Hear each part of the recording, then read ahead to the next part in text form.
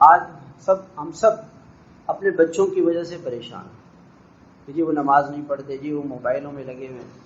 تو میرے بھائیوں، انسان کے بننے کے 2-3 جگہ، ایک تو اللہ کے راستے میں تبلیغ کی مبارک محنت میں لگا رہے، ایک مدرسے میں چلے جائے پڑھ لے، یا کسی اللہ والے کی صحبت میں محفل میں وہ آئے، نہ اللہ کے راستے میں جائے، نہ کسی مدرسے میں جائے، نہ کسی اللہ والے سے اس کا تعلق، تو اس کے اندر دین کہاں سے آئے گا؟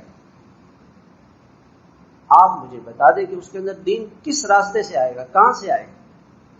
ہمیں اپنی اولاد کی کوئی فکر نہیں، ہم اپنی اولاد کو ماحول میں جوڑیں۔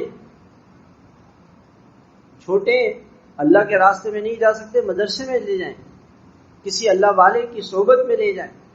ہفتے میں 1 دن ہم اپنے بچوں کے لیے نکالیں، ان کو کسی اللہ والے کی صحبت میں لے کے جائیں۔ ہمارے حضرت رحمۃ اللہ علیہ کالج میں پڑھتے تھے، جیسے کالج کی زندگی ہوتی ہے، اور حضرت بڑے خوبصورت تھے، بڑے ناز و نعمت سے رہتے تھے، بڑے صاف ستھرے، اسی طرح کی جو ایک نوجوان کی زندگی ہوتی ہے اسٹائلش، وہ زندگی تھی۔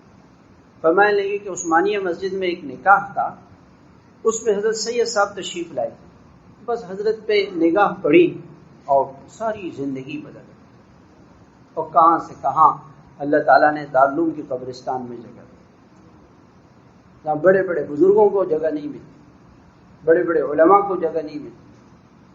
ایمان پر خاتمہ، اچھا خاتمہ، مرنے کے بعد یہ دنیا میں اللہ والوں کی صحبت کی برکات ہوتی ہے۔ انسان اچھی صحبت میں رہے، اپنی اولادوں کو اچھی صحبت میں رکھے، تو اولاد اچھی بنے گی۔